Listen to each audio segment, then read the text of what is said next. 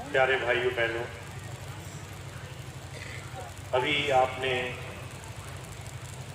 बहुत ही सुंदर अनुभव वाणियाँ सुनी। सभी भाई बहनों ने अपने जीवन के अनुभव अपना आप बीता, जो भी आज तक उन्होंने स्वामी जी के चरणों में बैठकर सीखा है, वो सब कुछ आपके सामने बड़े प्रेम भाव से उस अनुभव के आधार पर बताया, जिसमें बहुत सारी चीजें निकल कर आई। अज्ञातवास, कैसे गुरु हमें दया करता है, कैसे हम आज विरोधियों का, बहुत सारे ऐसे सत्संगी भाई बहनों का सामना कर रहे हैं जो विरोध में है। तो मुझे लगा कि आज थोड़ी देर इसी विषय पर आपके साथ कुछ बात की है। हम जितना भी ये समझें कि कोई विरोधी है, कोई विरोध में है, ये सिर्फ समय का खेल है। आज जो विरोधी हैं, कल अपने आप उस प्रभु की दया, उसकी मौज समझ करके आपको इसी संगत में साथ दिखाई देंगे।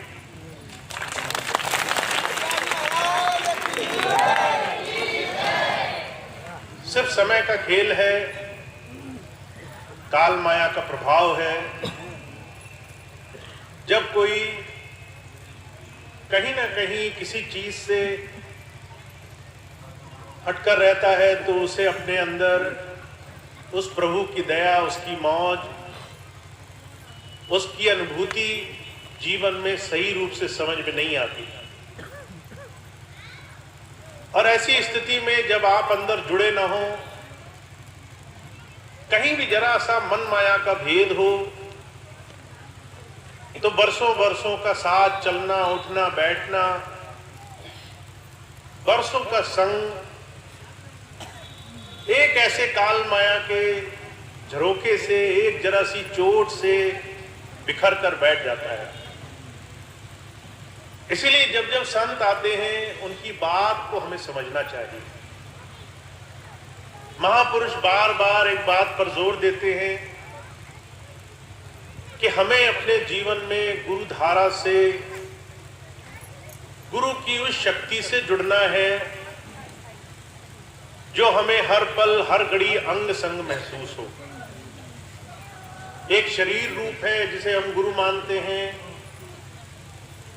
और एक गुरु का वो स्वरूप है जो हमारे अंदर शब्द रूप में बसा हुआ है। बाबा जयमल सिंह जी महाराज के समय की घटना है। वो इस बात के सख्त विरोधी थे कि कोई भौतिक तस्वीर, बाहरी कोई शक्ल सूरत या बाहरी कोई तस्वीर रखी जाए। आज हम कैलेंडर खरीद लेते हैं, बाहरी फोटो, बाहरी तमाम फोटो अपने पास रखते हैं और मानते हैं कि ये गुरु का स्वरूप है। पर बाबा जी अपने समय काल में इसके बड़े विरोधी रहे। कोई तस्वीर नहीं, कोई बाहरी रूप रंग नहीं। और उसका सबसे बड़ा कारण है, मन आसान चीजों का आदी होता है। अंदर देखना मुश्किल है, बाहर तस्वीर खींच कर रखना आसान है। अंदर किसी चीज को पाने के लिए अभ्यास करना पड़ता है, जोर लगाना पड़ता है। बाहर किसी चीज को पाने के लिए सिर्फ 2 पैसे खर्च करने पड़ते हैं। और जो चीज आसानी से मिल जाए वो हमारा अंत तक हर घड़ी, हर बुरी स्थिति में साथ देगी, इस बात का इस मन माया के देश में कोई भरोसा नहीं है। इसलिए जितने भी महापुरुष आए, उन्होंने परमार्थ के लिए सिर्फ एक ही पैमाइश रखी है। आपको और हमें अंतर जुड़ना बहुत आवश्यक है। मन माया से, अहम से धीरे धीरे अपने आप को गुरु चरणों में समर्पित करना बहुत आवश्यक है। कहा जब मैं था तब हरि नहीं, अब हरि है मैं नाही, प्रेम गलियति साकरी यामे दो न समाए। अगर हम चाहते हैं कि हमें गुरु की हर पल हर घड़ी उस शक्ति के साथ जुड़ने का सौभाग्य प्राप्त हो, तो हमें अपने मन के अंदर तमाम उन मन माया की गति से धीरे धीरे छुटकारा पाने का प्रयास करना होगा। इस मैं को हमें अपने अंदर से निकालना होगा। और ये मैं जितना छोटा शब्द है, उतना ही बड़ा इसका बोझ है, उतना ही बड़ा इसका पसारा है, उतना ही ज्यादा संसार में ये हमें संसार की हर एक चीज में बांधे हुए है। इसलिए सिर्फ ये सोचना कि गुरु के चरणों में आने मात्र से हमें जीवन में समय अनुकूल इस घोर कलयुग में सही रास्ता मिल जाएगा, ये बड़ी भारी भूल है। महाराज जी बात कहा करते थे, जैसा समय होता है, जिस तरह से काल माया का प्रभाव होता है, जिस तरह से कलयुग का जोड़ चलता है, उस तरीके से संतों को हर एक जीव को सही नाम से जोड़ने के लिए प्रयास करने पड़ते हैं। सौवन जी महाराज आए, उन्होंने बड़े प्यार से सहजता से सबको नाम दिया। मेरी उम्र 6 वर्ष की थी जब मुझे नाम मिला। अब आप अपने बच्चों को देखो जो 6 वर्ष के होते हैं, उन बच्चों को देख करके उनकी समझ बुद्धि विवेक की आप कितनी भी पैमाइश करो, एक 6 साल का बच्चा जान करके भी कुछ नहीं जान सकता।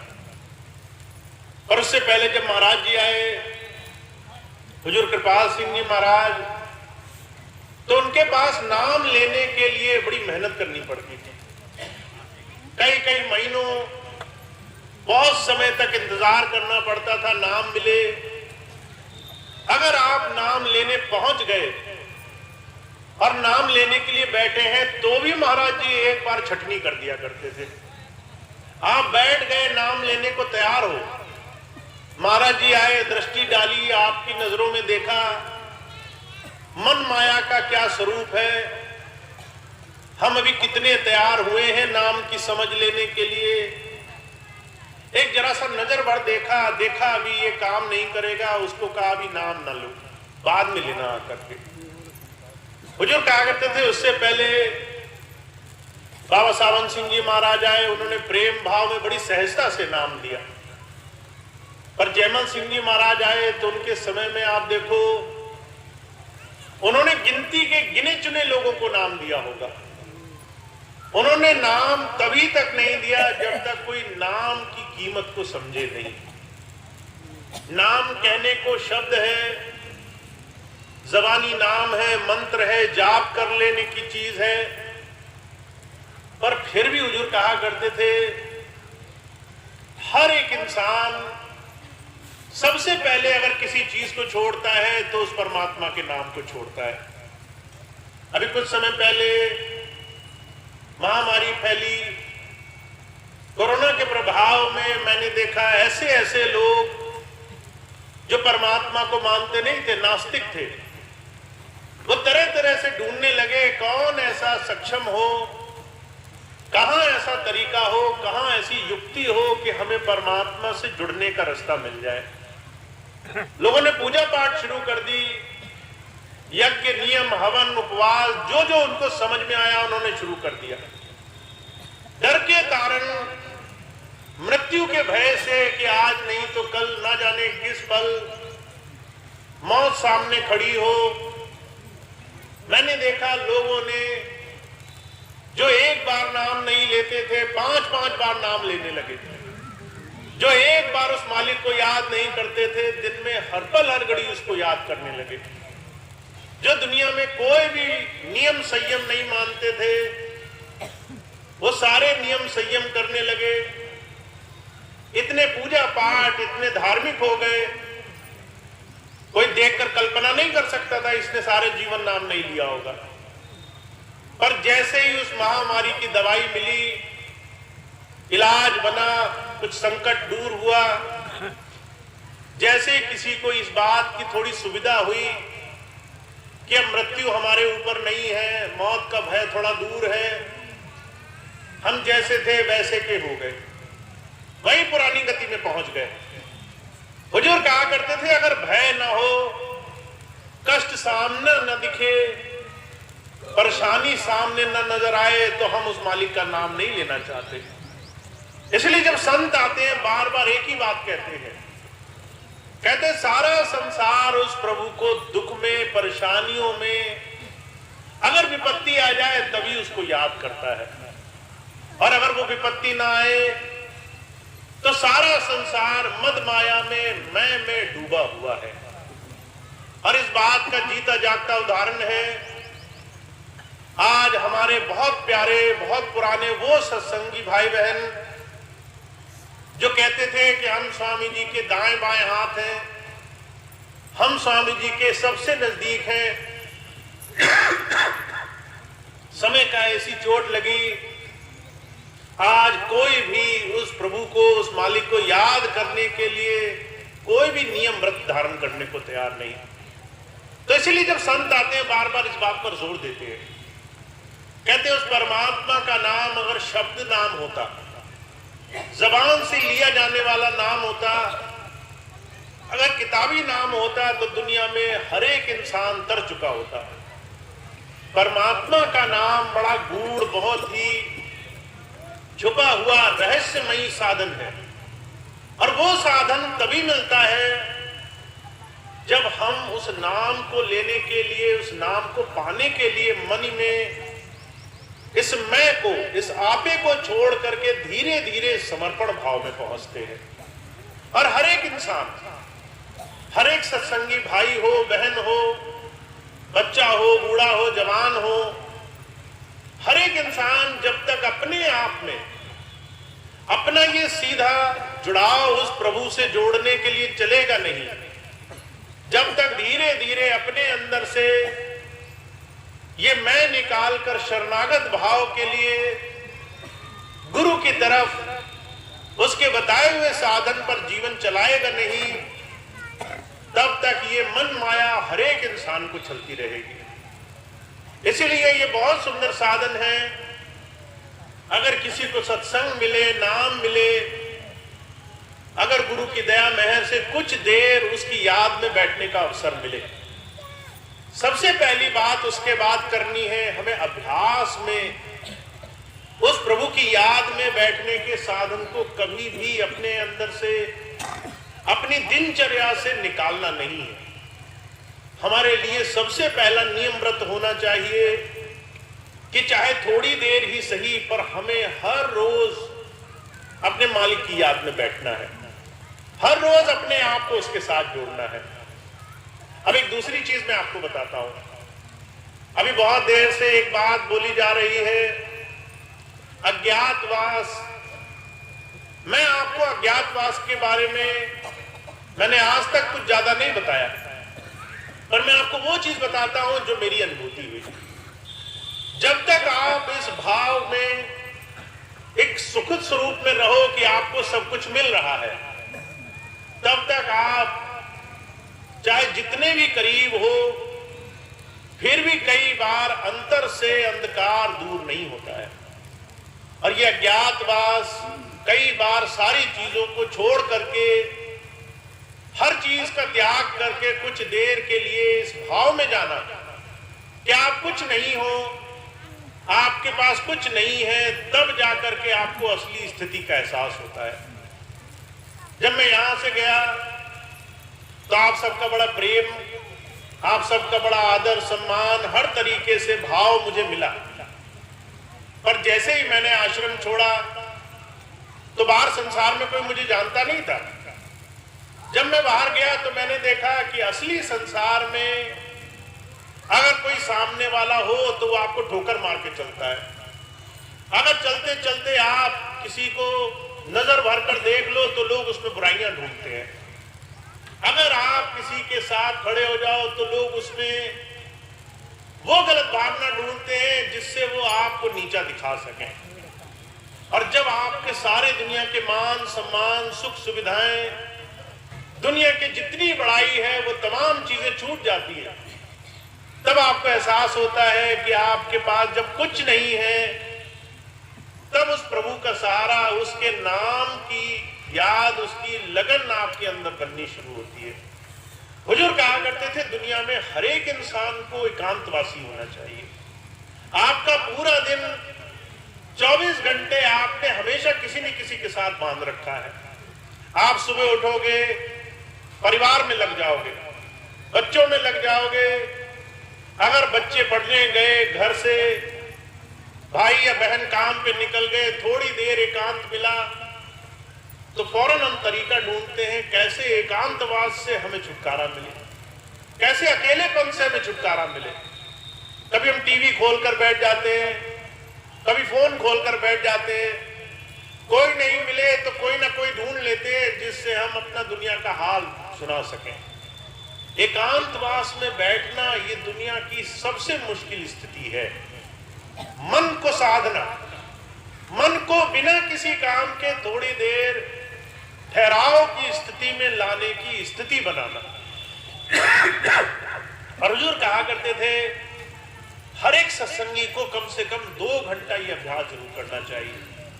आपको कोई ना मिले, आप एकांत में बैठो, धीरे धीरे जो आपका असल स्वरूप है उसको पहचानो। आप कौन हो और आपके जीवन की स्थिति क्या है, आपके जीवन का असल स्वरूप क्या है, आप जीवन में कहां से कुछ प्राप्त कर सकते हो। अभी एक भाई शब्द पढ़ रहे थे, महाराज जी के समय काल का वो शब्द था कि जब सारी उम्र बीत गई तब जीने का ढंग आया, जब जो सारा रास्ता निकल गया तब समझ में आया कि जाना किधर था। हमारे जीवन में हमारे समय का, हमारे जीवन का असल स्वरूप तब समझ में आता है जब हम कुछ अपने जीवन में अंतर ध्यान की तरफ बढ़ना शुरू होते हैं। इसलिए स्वामी जी महाराज ने, इसलिए उनसे पहले आए हुए सभी संत महापुरुषों ने जब आप उनके पास पहली बार गए तो एक ही चीज आपको दी, आपको नाम की दात बख्शी। नाम वो युक्ति है जो आपको इस संसार, इस शरीर, इस दुनिया के तमाम चीजों से अलग हमारे जीवन का जो असल स्वरूप है उससे जोड़ने का काम करती है, आपको देह से ऊपर उठाने का काम करती है। हुजूर कहा करते थे जो भाई बहन नाम लेते हैं, जो भाई बहन भजन सिमरन करते हैं, वो इस बात को समझ सकते हैं नाम लेते ही सबसे पहली गति क्या होती है, इस शरीर से ख्याल सिमटने लगता है और सिमट करके जहां दोनों भाई बहन जो तिलक लगाते हैं, जो बिंदी लगाते हैं, उस स्थान तक सिमट कर आता है। नाम पाने का सिर्फ एकमात्र साधन है देह से ऊपर उठना, शरीर से ऊपर उठना। इस देह के अंदर जो गुप्त द्वार है उस द्वार को खोलना, उसके अंदर उस प्रभु की मौज, उसका अनुभव अपने जीते जी प्राप्त करना। तो जो कहा करते थे जिस नाम को हमने अपने गुरु के पास जाते ही पहले क्षण में पाया हो, जिस नाम की सारा जीवन संतों महापुरुषों ने चर्चा की हो, जिस नाम को दुनिया में परमात्मा की सबसे बड़ी दात कही हो, उस नाम को कमाए बगैर हमारे जीवन का उद्धार नहीं। जब तक वो नाम नहीं हमने जोड़ा, नाम जप नहीं किया, तब तक मन माया का, मैं का ये दांव पेच हमारे जीवन में छूटेगा नहीं। तो हुजूर कहा करते थे हमें और आपको अपने जीवन में एक मूल मंत्र अपनाना चाहिए। पहले तो हमें जो हम बोलते हैं वो चीज बदलनी चाहिए। हमें ये कभी नहीं बोलना चाहिए कि हम स्वामी जी के इतने पुराने शिष्य हैं, हम शिष्य बनने आए हैं। अभी बनने में हमारी प्रक्रिया चल रही है। हमने नाम लिया है और हम एक साधारण मन माया से गुरु नाम से जुड़ने की प्रक्रिया में, उसके साधन में जुटे हुए हैं। जिस दिन नाम से जुड़ने लगे, इस देह से ये ख्याल सिमटने लगा, उस दिन हम शिष्य बनने लग जाएंगे। तो पहले तो सबसे पहली बात बदलनी है। हम 40 साल पुराने सत्संगी नहीं हैं, हम 40 साल से सत्संगी बनने का प्रयास कर रहे हैं। हम 40 साल से गुरु नाम से जुड़ने का प्रयास कर रहे हैं। और वह बहुत भाग्यशाली हैं जिन्होंने ये काम बहुत जल्दी कर लिया।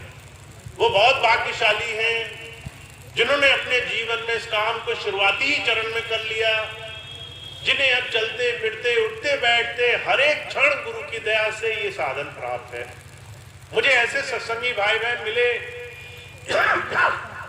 जो कहते हैं भैया जी हम बैठते हैं और बैठते बैठते ख्याल सिमट जाता है। हम बैठते हैं और जो है हमें ज्यादा नाम नहीं लेना पड़ता, हम जो है नाम सिमरन शुरू ही करते हैं और शरीर हल्का हो जाता है, शरीर से ख्याल सिमट जाता है, शरीर शून्य में पहुंच जाता है और जो है हमारा ख्याल सिमट कर दोनों आंखों के पीछे आ जाता है। हुजूर कहा करते थे, उनकी सोबत में ऐसे लोग भी हुए जिन्हें जो है गुरु की दया से ये काम क्षण भर में करने का सौभाग्य प्राप्त हुआ। और अभी हम में और आप में ऐसे भी हैं जो अभी इस काम को कर रहे हैं, कुछ ऐसे भी हैं जो कर भी नहीं रहे और इस चीज को एक किनारे करके छोड़ दिया है कि जब परेशानी आएगी तब याद करेंगे, जब तकलीफ आएगी तब याद करेंगे। पर मैं बार बार आपको एक ही चीज कहता हूं कि अगर हमने संतों महापुरुषों के नाम को हर रोज लेना जारी रखा है, अगर हमने ये संकल्प बना लिया है कि हम उस प्रभु धारा से हर रोज जुड़ा करेंगे, तो आपके लिए जीवन में सारे काम बड़ी आसानी से होने लग जाएंगे, आपके सारे काम बड़ी सहजता से होने लग जाएंगे। इसीलिए दो तीन चीजों को अपने जीवन का बड़ा साधारण सा मूल मंत्र बना लीजिए। मुझे एक भाई मिले, कहने लगे मैं बहुत वृद्ध हो गया, मैं जो है सुखासन पर दोनों पैर वो बांध करके नहीं बैठ पाता। मैंने उनसे कहा अगर आप दूसरे आसन पर बैठो, सहज आसन पर बैठो, किसी दूसरे तरीके से बैठो, तो कहने लगे ये तो मैंने कभी विचार ही नहीं किया जीवन में। बहुत से लोग छोटी छोटी तमाम बातों में उलझ करके ध्यान की बड़ी साधारण स्थिति को टालते जाते हैं। अगर आप इस पैर को जोड़ करके इस पैर को पलटी मारकर नहीं बैठ सकते तो दूसरा आसन जोड़ो, सहजता से बैठो, कुर्सी पर बैठो, पलंग पर बैठो, कमर सीधी करके बैठो, पर आप किसी भी आसान आसन को बना सकते हो। आपके लिए आसन कोई पाबंदी नहीं है, आपके लिए दिन में करूं रात को करूं ये पाबंदी नहीं है, आपके लिए खाकर करूं बिना खाए करूं ये पाबंदी नहीं है, आपके लिए कौन से दिन करूं कौन से दिन नहीं करूं ये भी पाबंदी नहीं है। आप हर दिन, हर पल, हर घड़ी, हर क्षण, हर स्थिति में उस नाम को ले सकते हो। आप पे अगर बैठा नहीं जाता, पैर में दर्द होते हैं, आप दूसरा सहज आसन बना सकते हो जिसमें आसानी से बैठ सको।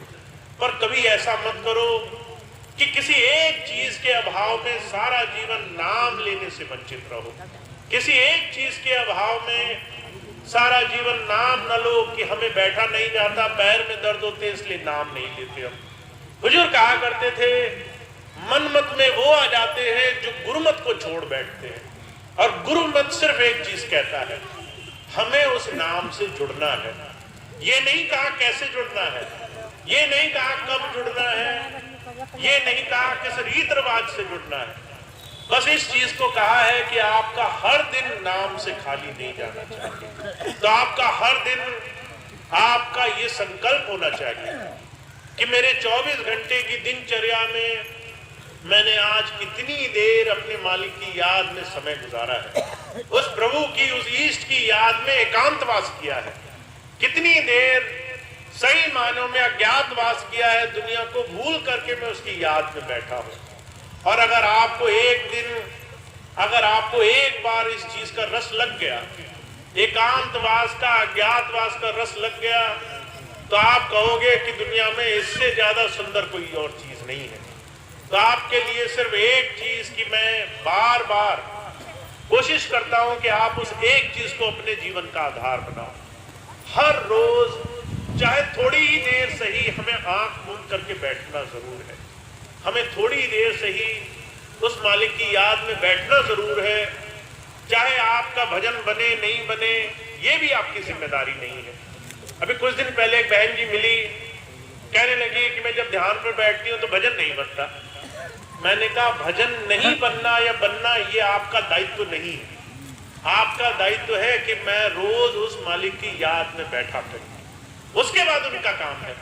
वो चाहते हैं आज तुम्हें दया करना, वो आज कर देंगे। वो चाहते हैं तुम्हें 10 दिन लग जाए, तुम्हें महीना लग जाए, वो 10 दिन महीने भर में दया कर देंगे। पर हमारे लिए सिर्फ एक ही चीज का दारोमदार, एक ही चीज का दायित्व होना चाहिए कि हर रोज हम अपने जीवन में संकल्प लेकर के नाम की कमाई किया करें। अर्जुन कहा करते थे अगर संकल्प नहीं लोगे, व्रत नहीं लोगे तो नाम कमाया भी नहीं जाएगा। हम ही लोग अभी जो है नवरात्रे चल रहे हैं, हम लोग व्रत रखते हैं। जब व्रत रखते हैं तो मन में एक संकल्प धारण कर लेते हैं, कहते हैं आज अगर जो है मैंने कुछ नहीं खाना है तो जब तक मेरा ये व्रत पूरा नहीं होगा मैं कुछ खाऊंगा नहीं। और उसके बाद बड़ी हिम्मत से, बड़े दृढ़ विश्वास से उस व्रत का पालन करते हैं। महाराज जी कहा करते थे ऐसा ही व्रत आपको नाम लेने के लिए रखना होगा कि अगर मैंने नाम नहीं लिया तो मैं रात की रोटी नहीं खाऊंगा, अगर आपने नाम नहीं लिया तो मैं अगला काम नहीं करूंगा। हो सकता है नाम लेना भूल जाओ, पर जो है खाना खाना कभी नहीं भूलोगे। हो सकता है नाम लेना भूल जाओ, पर काम काज जिम्मेदारी पूरी करने से कभी नहीं पीछे हटोगे। और तुम्हारे सामने एक संकल्प रहेगा कि वो तो मैं तभी कर सकता हूं जब आज का नाम मैं ले लूंगा। तो जब तक संकल्प नहीं लोगे, जब तक व्रत नहीं धारण करोगे, तब तक गुरु मत इस मन मत पर भारी नहीं पड़ेगा। तब तक गुरु की दया महर, गुरु से जुड़ाव की स्थिति हमारे जीवन में सबसे ऊपर नहीं आएगी। तब तक हम इन तमाम विरोधियों से अलग नहीं हो पाएंगे। आज वो अलग हो गए, कल को कोई ऐसी स्थिति आई, हमारे मन की बात बनी नहीं बनी, तो हो सकता है हम भी उल्टे होकर के बैठ जाएं, हम भी कहें हमारे तो काम नहीं बने, हम भी गुरु जी के पास नहीं जाते। तो जो कहा करते थे ये मन मत बहुत भारी चीज है। अगर छोटा सा भी हमारे मन में अभाव आ जाए तो ये मन हमारे वर्षों वर्षों की साधना बर्बाद कर सकता है। इसलिए सिर्फ एक चीज को मन में बसाना है, हमें गुरु से शरीर रूप में सानिध्य मिले, बहुत भाग्य की बात है। सत्संग मिले, बहुत भाग्य की बात है। और उससे भी ऊंची बात यह है कि गुरु हर रोज हर घड़ी हमारे मन मंदिर में बैठे, हर रोज हमारे मन मंदिर में वास करें। महाराज जी के जीवन की घटना आती है। महाराज जी अपने गुरु बाबा सावन सिंह जी महाराज के पास बड़े प्रेम भाव से जाया करते थे। बाबा जी जब सत्संग का टूर लगाते थे तो हर जगह 2-3 दिन किसी भी गांव में गए, 2-3 दिन का सत्संग किया, नाम दिया, दीक्षा दी, सब कुछ सिखाया, फिर आगे बढ़ा करते थे। महाराज जी हुजूर कृपाल सिंह जी महाराज के गांव में गए, वहां सत्संग किया, आगे जाने का दिन नजदीक आ गया। बाबा जी का दिन आ गया कि उन्हें अगले दिन अगले क्षण में जाना है। जब ये बात कही तो जो कुछ सत्संगी दौड़े दौड़े आए बाबा जी के पास, कहने लगे कृपाल सिंह जी महाराज कह रहे हैं कुछ दिन और रह जाओ, अभी जो है आप यहाँ गांव में आए हो, अभी तो जो है मौज होनी शुरू हुई है, अभी मत जाओ आगे। जब ये बात कही तो जो है बाबा जी ने कह दिया कि नहीं, वो तो नियम बना हुआ है, प्रोग्राम बना हुआ है। तो जो है सबसे आखिर में हुजूर कृपाल सिंह जी महाराज आए और एक पर्चा लिखा था, वो पर्चा उन्होंने जो है बाबा जी के हाथ में दे दिया। बाबा जी ने जो पर्चा खोला तो जो है एक छोटी सी चौपाई लिखी थी। महाराज जी ने अपने गुरु के लिए 2 लाइनें लिखी कि जो है इस दिल को बना लो घर अपना, आंखों में बसेरा करो ना करो, मन मंदिर छोड़ ना जाओ कहीं, चाहे डेरे में डेरा करो ना करो। आप शरीर रूप में नहीं रुकना चाहते, कोई बात नहीं, पर एक दिन एक क्षण ऐसा नहीं होना चाहिए कि आप मुझे अंतर दर्शन न दो, हृदय में आपका वास न हो। तो जो कहा करते थे हमारा और गुरु के बीच का सानिध्य, प्रेम भाव ऐसा होना चाहिए कि हम हर रोज उससे जुड़े हैं, हर रोज उससे हमारा तार जुड़ा है। तो आप बहुत भाग्यशाली है, आपको स्वामी जी की खूब दया मिली है, खूब सत्संग मिला है। आज का सत्संग भी स्वामी जी की दया से ही संभव हुआ। पर जो है आप सबके प्रेम भाव से, लगन से, आप सब कितने भाव से सारे काम तभी सफल हैं जब ऐसा सत्संग आप रोज रोज अपने हृदय में, मन मंदिर में रोज बना सको। तो मैं सिर्फ इतनी बात कहता हूँ, सत्संग में खूब आओ, जब मासिक सत्संग हो तब जाओ, जब कहीं सत्संग हो वहां जाओ, पर एक युक्ति ऐसी जरूर अपनाओ जिससे आपका हर रोज जुड़ाव अपने गुरु चरणों में बना रहे। आपकी याद अपने गुरु से हमेशा जुड़ी रहे। तो ऐसी याद जोड़कर रखनी है, ऐसे नाम से रोज जुड़कर रखना है, ऐसे भजन सिमरन में चाहे थोड़ा ही सही पर समय जरूर लगाना है। एक दिन भी ऐसा ना हो कि भजन ना हो, सिमरन ना हो, याद ना हो और हम अगले दिन में प्रवेश कर जाएं। तो ऐसा नियम बनाओ, संकल्प बनाओ जिससे गुरु और शिष्य की ये सुंदर परंपरा आपके जीवन में, आपके मन मंदिर में समा सके। तो इतनी बात कह के मैं अपनी बात समाप्त करता हूँ। बहुत आप सभी भाई बहनों का धन्यवाद है। आपको आखिरी क्षण में पता चला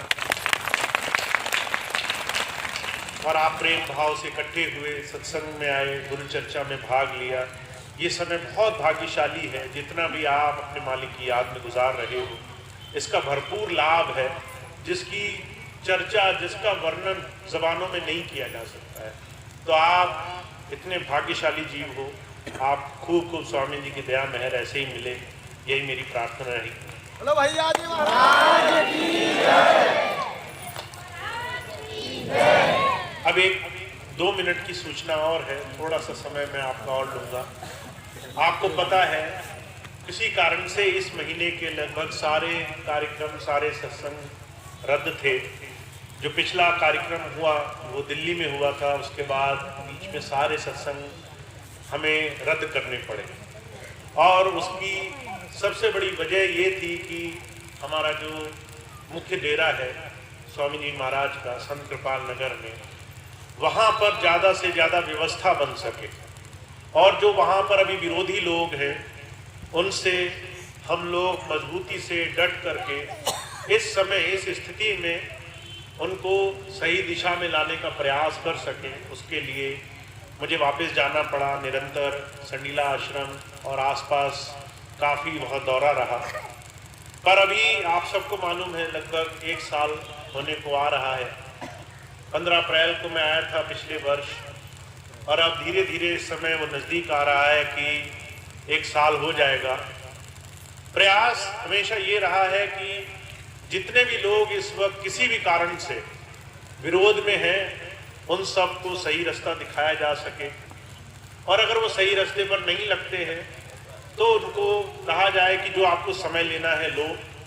पर जो गुरु घर है, जो गुरु का स्थान है, जो स्वामी जी की नगरी है, वो हमेशा संत मत और अध्यात्म की तरफ हमेशा लोगों को जोड़ेगी, उसमें कोई बाधा नहीं आने पाएगी। तो हम इस प्रयास में लगे थे और धीरे धीरे स्वामी जी ने चाहा तो बहुत जल्द वो प्रयास सफल भी होंगे। पर उसमें 2-3 चीज़ों में आपको सहयोग करना होगा। सबसे पहली चीज़ तो ये है, आपको मालूम है संडीला के कुछ लोग ऐसे हैं जो पहले सत्संग करने जाया करते थे, और स्वामी जी के परिवार के कुछ लोग ऐसे हैं जो बहुत पहले से आश्रम से दूर थे।